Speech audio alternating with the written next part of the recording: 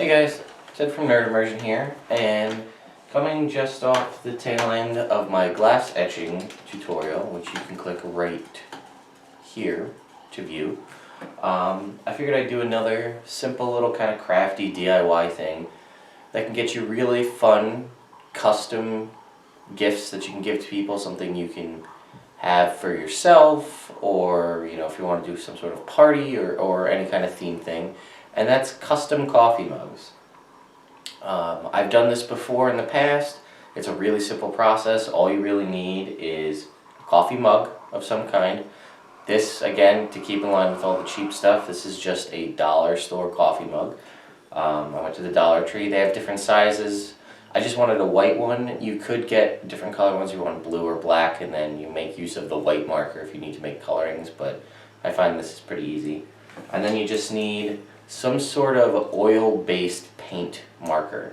The ones that I have here, as you can see, I have quite a few different colors. I have Sharpie paint, it's called, and they are oil-based.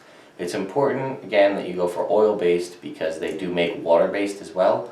And you probably have seen these in the past. They kind of have like the spray paint feel because you can just shake them up when you get them to get the paint to move up into the tip. These run, you can get like a 4-pack of your standard colors, your black, white, red, and I think yellow at Staples for around $7 or $8.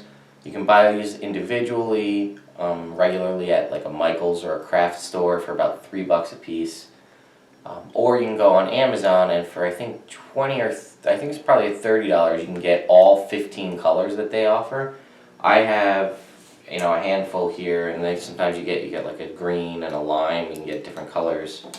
And the other thing, just real quick to note, I haven't activated this red one, is there's 2 different tip sizes. The big one there is the medium, and this other one here is the fine. And I think for just shy of $50 on Amazon, you can get 15 of the big tip markers and 15 of the fine tip markers. So if you're going to be painting a very large area, a very big mug, maybe these would be good. But for what I find, I end up using the fine. It goes a long way because, I'm doing intricate designs. So, without that, we're pretty much just going to get into this, but I wanted to, I have a little test project over here on this other mug, and the thing behind that is when you go to finish with these markers, you draw whatever you want, and then you put this in the oven, and then you bake it, and that kind of seals in the marker to the mug so that it can possibly get, it won't get scraped off easily.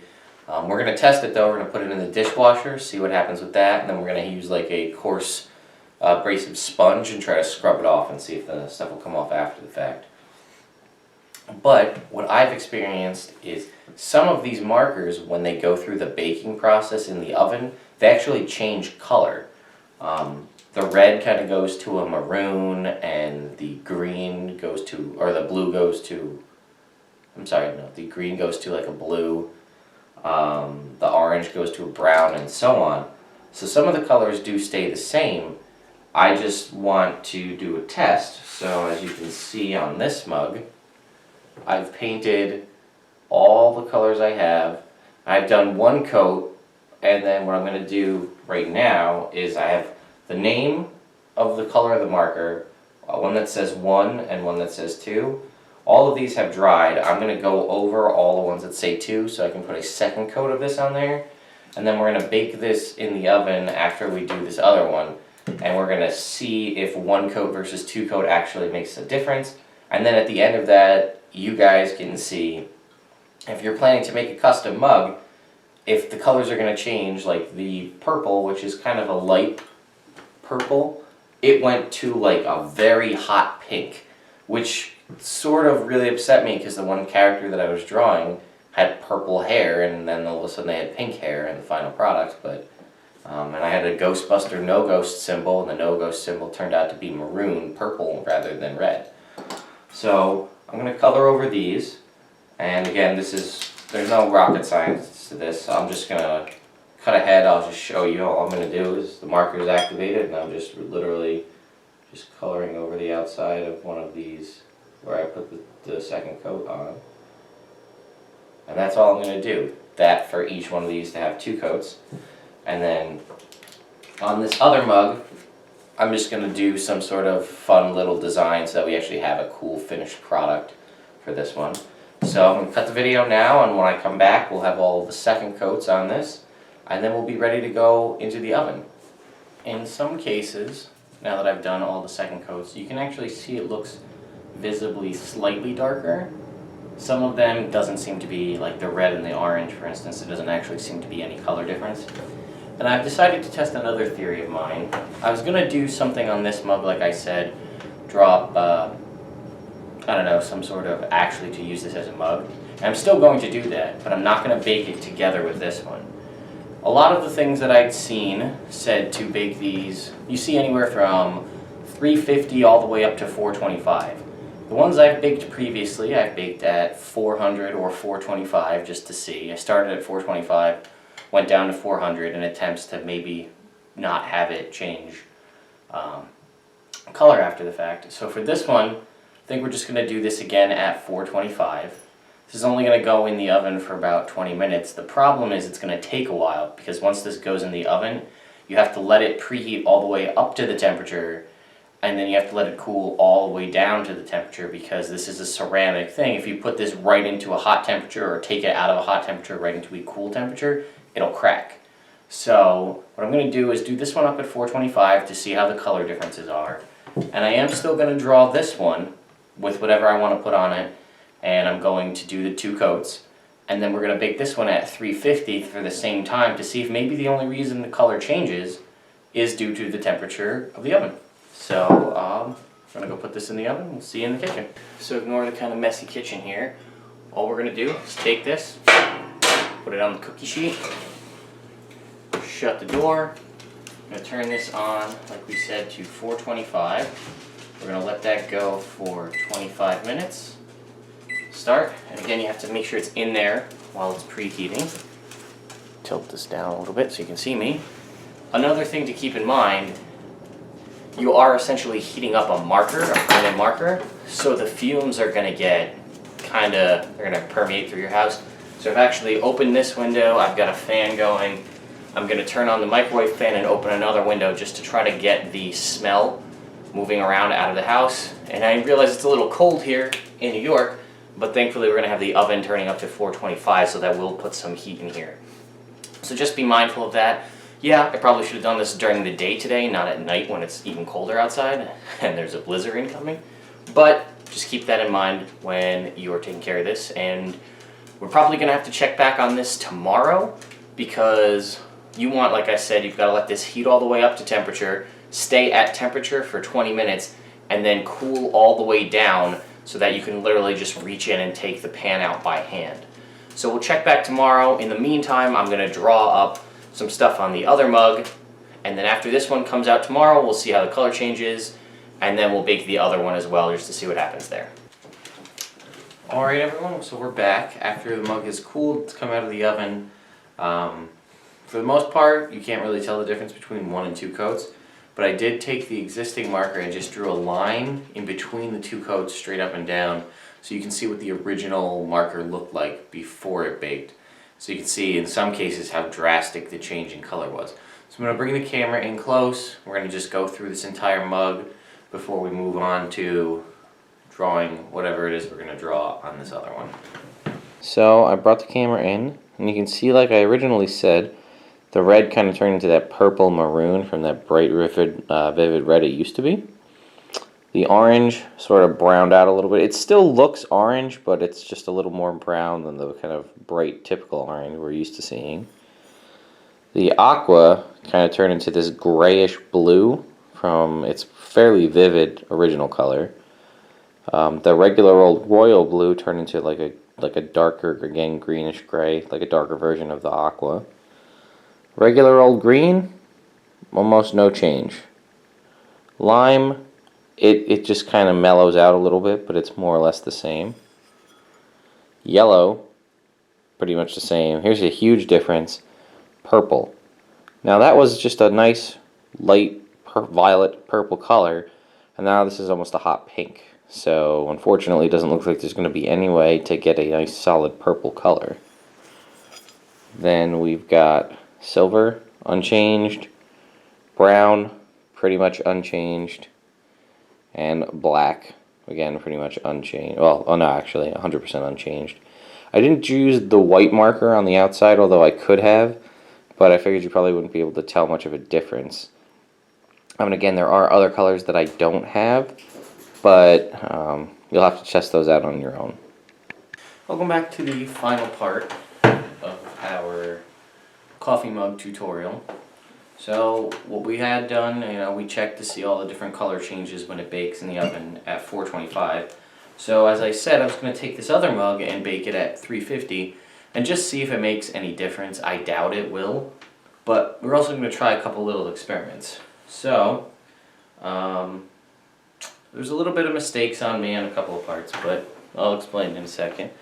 So if you see, I did a 1-up mushroom and a super mushroom. Obviously, I want a little thick-handed on the outline. But if the 1-up mushroom looks a little light to you, that's because I did the red marker and then I did the white marker over top of it. So what I'm going to do after this is go over that again with the red marker and see if maybe that'll keep it more of a true to the red color. I did a Triforce, did the Metroid logo. I did Fighter Kirby, and the reason I made him purple is because if you remember from here, the purple marker comes out pink, so we're going to use that to our advantage. I did a dinosaur from Bubble Bobble. I did a 8-bit Simon Belmont, and oh god, poor Mega Man. I was trying to get a flesh tone color, and there's no real way to do it, so that's kind of the red and the white mixture. I'm going to go back over this. Just a little thing to point out is when these things have fully dried, you can kind of lightly go over them with another color because it is paint. So while everyone knows that it's hard to paint white over black, you can still do that.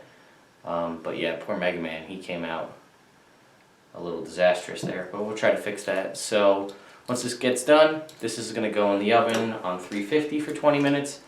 And what I'll do is I'll check back with you guys after this comes out of the oven. And then it's going to be, these things are going to go in the dishwasher, and then we're going to try to scrub it and see if this stuff comes off.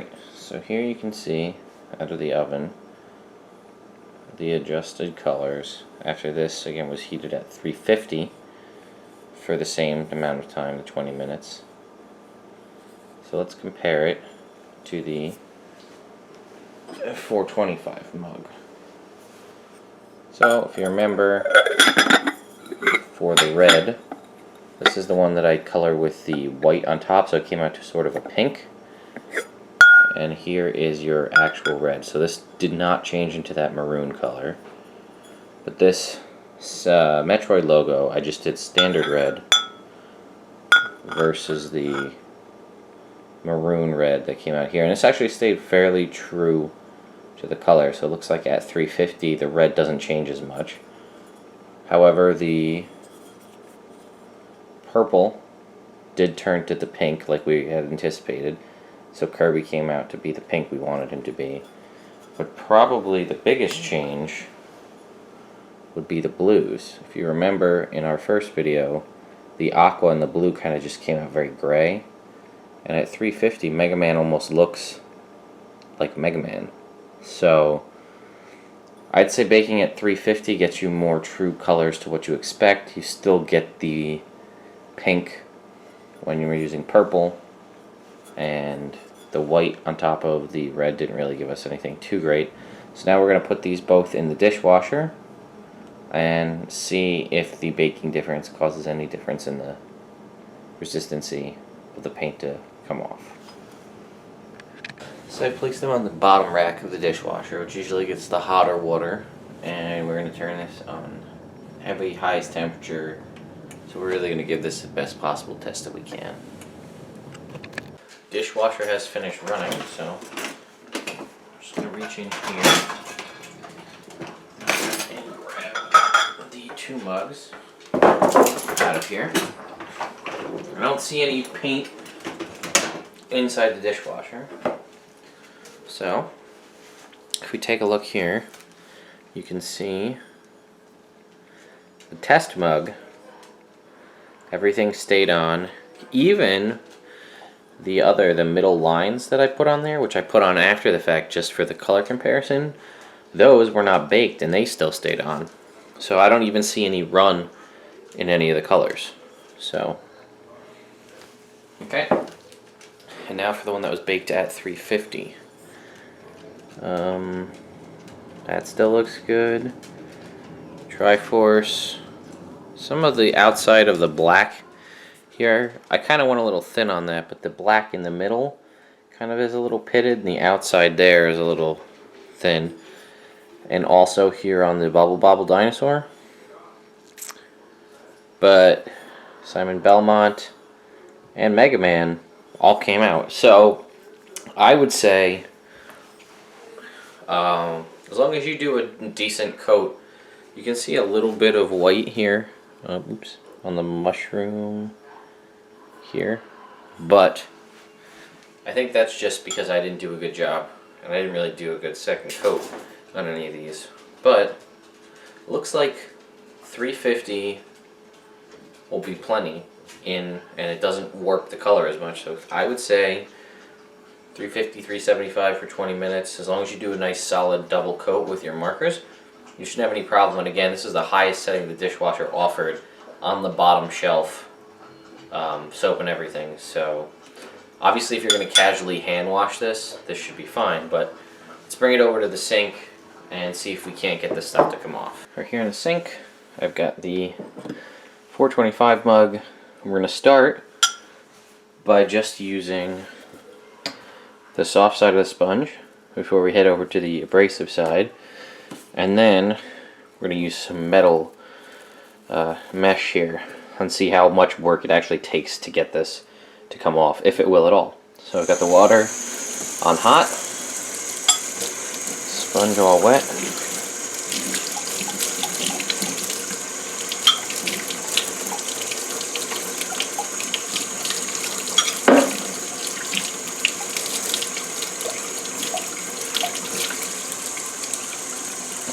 Alright, regular side of the sponge, no problems. Even the stuff that wasn't baked still stayed on here. Alright, let's go abrasive side of the sponge.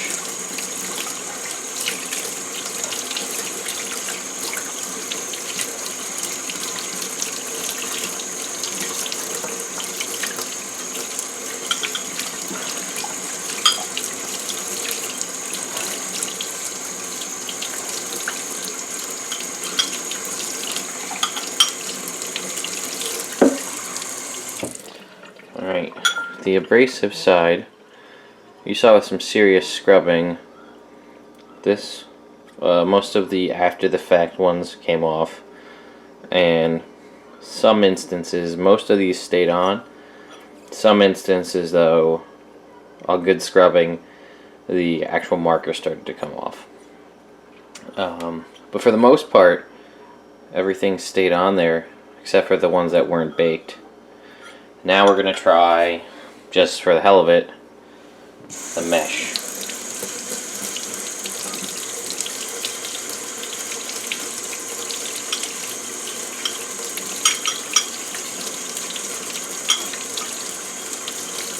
I'm putting a fair amount of pressure on here.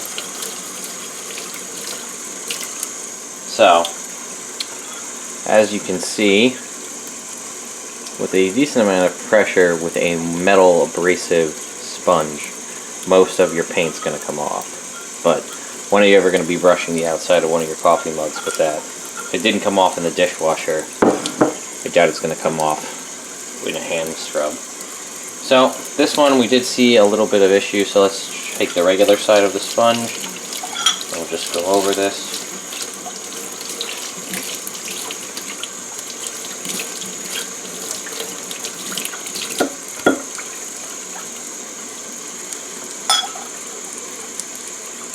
Nope. I think we got a little bit coming off here, Mega Man.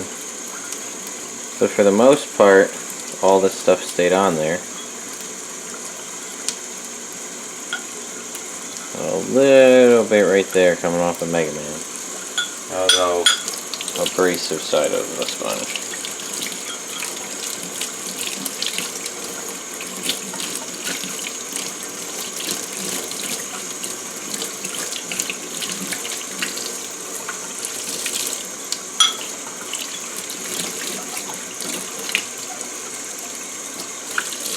again in your casual spreading, we've got losing more Mega Man. Simon Belmont seems unfazed. Little loss of Bobble of Bob right there in the face.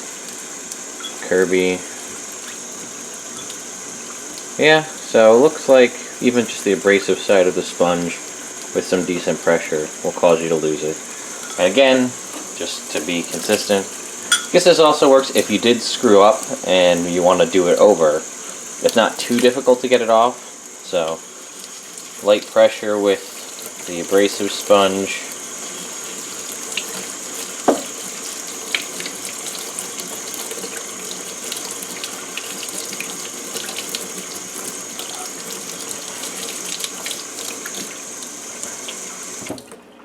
And there you have it. If I really wanted to put my elbow into it, I could really scrape all these off. But I actually almost kind of like this look.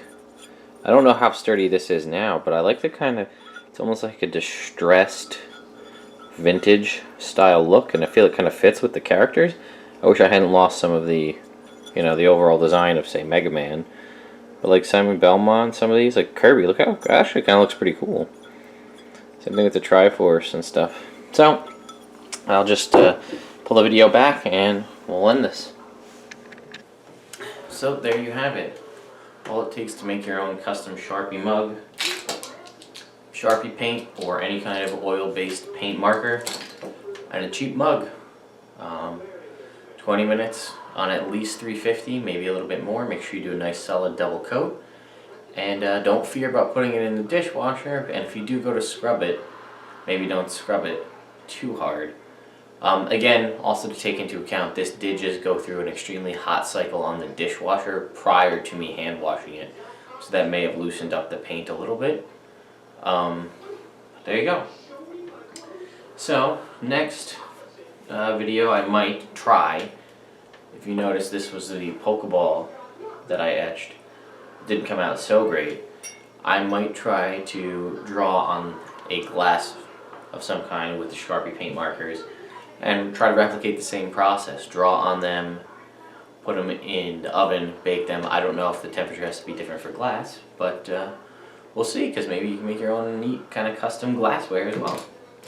So, alright guys, thanks for checking out the video. Be sure to take a look at what other stuff we've got on the channel. We have more of these kind of tutorials. We also have other reviews, and right now we've got a cool cooking show coming out twice a month. So, if you like it, please share, like, and subscribe, and see you next time.